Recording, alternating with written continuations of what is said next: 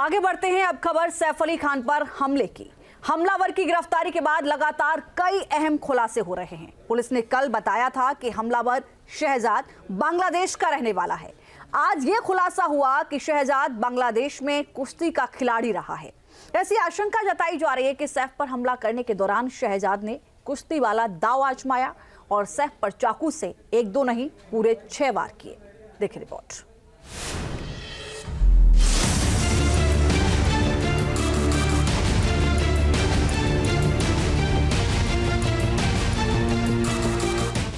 यह है film star Saif Ali Khan पर जानलेवा हमला करने वाला। नाम है शरीफुल इस्लाम शहजाद। इसकी सूरत देखकर आप उस खतरनाक साजिश का अंदाजा नहीं लगा पाएंगे जो इस शख्स ने रची। सैफ पर हमले के बाद 72 घंटे तक यह शख्स मुंबई पुलिस को चकमा देता रहा। मुंबई पुलिस दिन रात उसकी तलाश कर रही थी, लेकिन वो पुलिस के हाथ नहीं आ रहा था। आखिरकार वो रविवार को थाने में पकड़ा गया। सैफ पर चाकू से 6 बार भयानक हमला करने वाले मोहम्मद शरीफ उल इस्लाम शहजाद की गिरफ्तारी के बाद बड़े खुलासे हो रहे हैं। सैफ पर अटैक करने के बाद वो किस तरह पुलिस के साथ लुका छुपी का खेल खेल रहा था, ये कहानी किसी क्राइम थ्रिलर फिल्म के स्क्रिप्ट जैसी है। पुलिस के मुताबिक शहजाद चोरी के इरादे से 15 और 16 जनवरी की दरमियानी रात बांद्रा की सतगुरु शरण अपार्टमेंट में सैफ के घर में घुसा था। सूत्रों के मुताबिक शहजाद 7वीं मंजिल तक सीढ़ियों से गया। उसके बाद पाइप के जरिए वो 11वीं मंजिल तक गया। उसके बाद खिड़की के जरिए उसने सैफ के फ्लैट में एंट्री की। शहजाद चोरी के बहाने फ्लैट में एंट्री तो कर चुका था, लेकिन उसका सामना सैफ से हो गया। शहजाद ने ताबड़तोड़ हमले कर सैफ और उनकी मेड लीमा पर अटैक कर उन्हें बुरी तरह जख्मी कर दिया। आरोपी को उसमें अरेस्ट किया गया है। आरोपी का नाम मोहम्मद शरीफुल इस्लाम शहजाद है। मोहम्मद शरीफुल इस्लाम शहजाद, एज 30 ईयर्स। अभी तक के इन्वेस्टिगेशन में ये समझ में आया है कि ये आरोपी चोरी के इरादे से उस घर में उसने एंटर किया था। ये सवाल भी उठ रहा है कि आखिर सैफ अली खान जैसे अच्छे मस्कुलर बॉडी वाले मजबूत कदकाठी के हीरो पर ये दुबला पतला चोर कैसे हावी हो गया। आखिर उसने सैफ को इतनी बुरी तरह घायल कैसे कर दिया। उस वक्त के हालात के बारे में जो जानकारी मिल रही है, उसके मुताबिक एक अनुमान तो ये लगाया जा सकता है कि सैफ का ध्यान अपने बेटे को बचाने पर था। सैफ हमलावर और अपने बेटे जहांगीर के बीच दीवार बन गए। सैफ चट्टान की तरह उसके सामने खड़े हो गए और उसे पकड़ने की कोशिश की। शहजाद को अपने मंसूबे नाकाम होते हुए नजर आए। फिर उसने सैफ पर हमला कर दिया। शहजाद सैफ पर 6 बार चाकू से हमला करने में कामयाब क्यों रहा, इसे लेकर एक बड़ी थ्योरी सामने आ रही है। पुलिस बता चुकी है कि शहजाद बांग्लादेश का मूल निवासी है। बताया जा रहा है कि शहजाद बांग्लादेश में कुश्ती का अच्छा खिलाड़ी रह चुका है, यानी वो कुश्ती के सारे दाव पेच अच्छी तरह जानता है। सूत्रों के मुताबिक कुश्ती के दाव का इस्तेमाल करते हुए उसने सैफ के गले और पीठ पर चाकू से वार किया और उन्हें लहूलुहान कर दिया। आरोपी है, यह आरोपी बांग्लादेशी ओरिजिन का है, ऐसा हमारा डाउट है। इसीलिए एप्रोप्रिएट इस केस में एप्रोप्रिएट सेक्शंस की वार की गई है और उस हिसाब से आगे का इन्वेस्टिगेशन किया जा रहा है। किन सेक्शंस को पासपोर्ट एक्ट में या फिर पासपोर्ट एक्ट के रेलेवेंट सेक्शंस इसमें अप्लाई किए गए। हमले के बाद जब सैफ का परिवार दहशत में था, उसी दौरान आरोपी शहजाद भाग निकला। उसने जिस तरह फ्लैट में एंट्री ली थी, उसी तरह उसने एग्जिट भी किया। सैफ के अपार्टमेंट की सीढ़ियों से निकलते हुए उसकी तस्वीर कैमरे में कैद हो गई। हमलावर शहजाद वारदात के बाद सैफ के अपार्टमेंट से निकल गया, लेकिन वो बांद्रा से बाहर नहीं गया।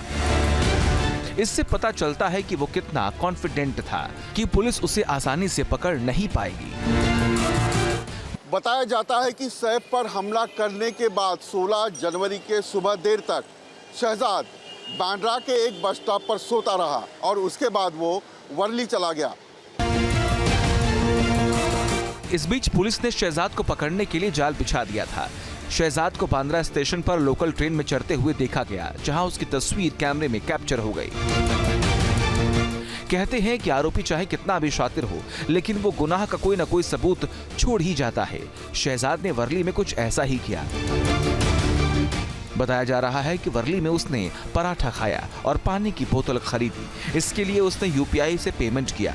यूपीआई पेमेंट के लिए उसने अपने मोबाइल फोन का इस्तेमाल किया। शहजाद को ट्रैक करने में पुलिस के लिए ये यूपीआई पेमेंट काफी मददगार साबित हुआ। सूत्रों के मुताबिक सैफ पर हमला कर फरार होने के बाद वो टीवी देख रहा था, ताकि उसे घटना से जुड़ा हर एक अपडेट मिल सके। बताया जा रहा है कि गिरफ्तारी के डर से उसने अपना फोन भी स्विच ऑफ कर लिया था।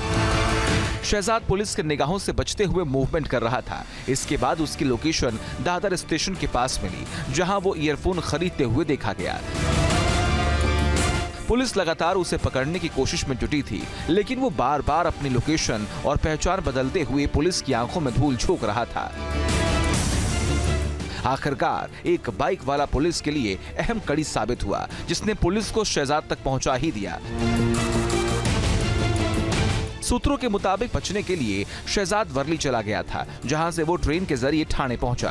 ठाणे रेलवे स्टेशन पर उसने बाइक सवार को बुलाया, जिसकी मदद से शहजाद हीरानंदानी एस्टेट इलाके में पहुंचा। सूत्रों के मुताबिक पुलिस ने इसी बाइक सवार को ट्रैक किया और उसकी निशानदेही पर शहजाद को अरेस्ट कर लिया। शहजाद की गिरफ्तारी के बाद पुलिस को उसके पास से कई अहम सबूत मिले, जो जांच को नई दिशा दे सकते हैं। पुलिस को शहजाद के बैग से हथौड़ा, पेचकस और नायलन की रस्सी मिली। अब पुलिस इस बात की जांच कर रही है कि क्या शहजाद के इन चीजों का इस्तेमाल सैफ के घर पर हुई वारदात के दौरान किया गया। सूत्रों के मुताबिक शहजाद को पकड़ने में पुलिस को 3 दिन का वक्त नहीं लगता, अगर बांद्रा पुलिस स्टेशन के एक जांच अधिकारी ने अपनी जिम्मेदारी ठीक से निभाई होती। बताया जाता है कि बांद्रा पुलिस स्टेशन के इस डिटेक्शन स्टाफ ने सैफ की बिल्डिंग की सीसीटीवी फुटेज का डीवीआर ले लिया था, लेकिन उसने इसे मुंबई क्राइम ब्रांच के साथ शेयर नहीं किया। वीडियो जर्नलिस्ट कामेश के साथ विलास अटोले, न्यूज़ नेशनल, मुंबई।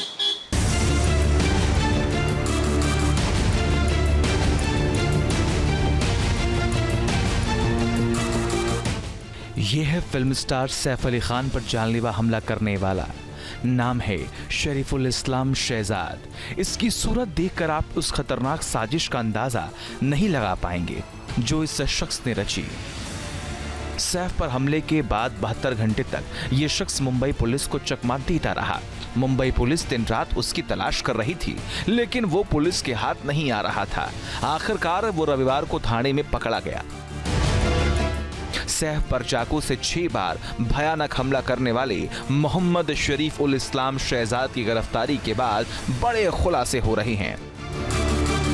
सैफ पर अटैक करने के बाद वो किस तरह पुलिस के साथ लुका छुपी का खेल खेल रहा था, ये कहानी किसी क्राइम थ्रिलर फिल्म के स्क्रिप्ट जैसी है। पुलिस के मुताबिक शहजाद चोरी के इरादे से 15 और 16 जनवरी की दरमियानी रात बांद्रा की सतगुरु शरण अपार्टमेंट में सैफ के घर में घुसा था। सूत्रों के मुताबिक शहजाद 7वीं मंजिल तक सीढ़ियों से गया, उसके बाद पाइप के जरिए वो 11वीं मंजिल तक गया, उसके बाद खिड़की के जरिए उसने सैफ के फ्लैट में एंट्री की। शहजाद चोरी के बहाने फ्लैट में एंट्री तो कर चुका था, लेकिन उसका सामना सैफ से हो गया। शहजाद ने ताबड़तोड़ हमले कर सैफ और उनकी मेड लीमा पर अटैक कर उन्हें बुरी तरह जख्मी कर दिया। आरोपी को उसमें अरेस्ट किया गया है। आरोपी का नाम मोहम्मद शरीफुल इस्लाम शहजाद है। मोहम्मद शरीफुल इस्लाम शहजाद, एज 30 ईयर्स। अभी तक की इन्वेस्टिगेशन में ये समझ में आया है कि ये आरोपी चोरी के इरादे से उस घर में उसने एंटर किया था। ये सवाल भी उठ रहा है कि आखिर सैफ अली खान जैसे अच्छे मस्कुलर बॉडी वाले मजबूत कदकाठी के हीरो पर ये दुबला पतला चोर कैसे हावी हो गया। आखिर उसने सैफ को इतनी बुरी तरह घायल कैसे कर दिया। उस वक्त के हालात के बारे में जो जानकारी मिल रही है उसके मुताबिक एक अनुमान तो ये लगाया जा सकता है कि सैफ का ध्यान अपने बेटे को बचाने पर था। सैफ हमलावर और अपने बेटे जहांगीर के बीच दीवार बन गए। सैफ चट्टान की तरह उसके सामने खड़े हो गए और उसे पकड़ने की कोशिश की। शहजाद को अपने मंसूबे नाकाम होते हुए नजर आए। फिर उसने सैफ पर हमला कर दिया। शहजाद सैफ पर 6 बार चाकू से हमला करने में कामयाब क्यों रहा, इसे लेकर एक बड़ी थ्योरी सामने आ रही है। पुलिस बता चुकी है कि शहजाद बांग्लादेश का मूल निवासी है। बताया जा रहा है कि शहजाद बांग्लादेश में कुश्ती का अच्छा खिलाड़ी रह चुका है, यानी वो कुश्ती के सारे दाव पेच अच्छी तरह जानता है। सूत्रों के मुताबिक कुश्ती के दाव का इस्तेमाल करते हुए उसने सैफ के गले और पीठ पर चाकू से वार किया और उन्हें लहूलुहान कर दिया। आरोपी है, यह आरोपी बांग्लादेशी ओरिजिन का है, ऐसा हमारा डाउट है। इसीलिए एप्रोप्रिएट इस केस में एप्रोप्रिएट सेक्शंस की वार की गई है और उस हिसाब से आगे का इन्वेस्टिगेशन किया जा रहा है। किन सेक्शंस को पासपोर्ट एक्ट में या फिर पासपोर्ट एक्ट के रेलेवेंट सेक्शंस इसमें अप्लाई किए गए। हमले के बाद जब सैफ का परिवार दहशत में था, उसी दौरान आरोपी शहजाद भाग निकला। उसने जिस तरह फ्लैट में एंट्री ली थी उसी तरह उसने एग्जिट भी किया। सैफ के अपार्टमेंट की सीढ़ियों से निकलते हुए उसकी तस्वीर कैमरे में कैद हो गई। हमलावर शहजाद वारदात के बाद सैफ के अपार्टमेंट से निकल गया, लेकिन वो बांद्रा से बाहर नहीं गया। इससे पता चलता है कि वो कितना कॉन्फिडेंट था कि पुलिस उसे आसानी से पकड़ नहीं पाएगी। बताया जाता है कि सैफ पर हमला करने के बाद 16 जनवरी के सुबह देर तक शहजाद बांद्रा के एक बस स्टॉप पर सोता रहा और उसके बाद वो वर्ली चला गया।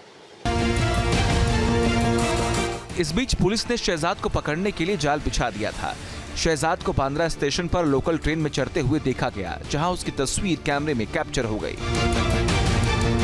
कहते हैं कि आरोपी चाहे कितना भी शातिर हो, लेकिन वो गुनाह का कोई ना कोई सबूत छोड़ ही जाता है। शहजाद ने वर्ली में कुछ ऐसा ही किया। बताया जा रहा है कि वर्ली में उसने पराठा खाया और पानी की बोतल खरीदी। इसके लिए उसने यूपीआई से पेमेंट किया। यूपीआई पेमेंट के लिए उसने अपने मोबाइल फोन का इस्तेमाल किया। शहजाद को ट्रैक करने में पुलिस के लिए ये यूपीआई पेमेंट काफी मददगार साबित हुआ। सूत्रों के मुताबिक सैफ पर हमला कर फरार होने के बाद वो टीवी देख रहा था ताकि उसे घटना से जुड़ा हर एक अपडेट मिल सके। बताया जा रहा है कि गिरफ्तारी के डर से उसने अपना फोन भी स्विच ऑफ कर लिया था।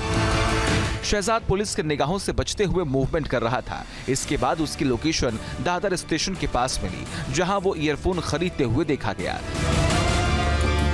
पुलिस लगातार उसे पकड़ने की कोशिश में जुटी थी, लेकिन वो बार बार अपनी लोकेशन और पहचान बदलते हुए पुलिस की आंखों में धूल झोंक रहा था। आखिरकार एक बाइक वाला पुलिस के लिए अहम कड़ी साबित हुआ, जिसने पुलिस को शहजाद तक पहुंचा ही दिया।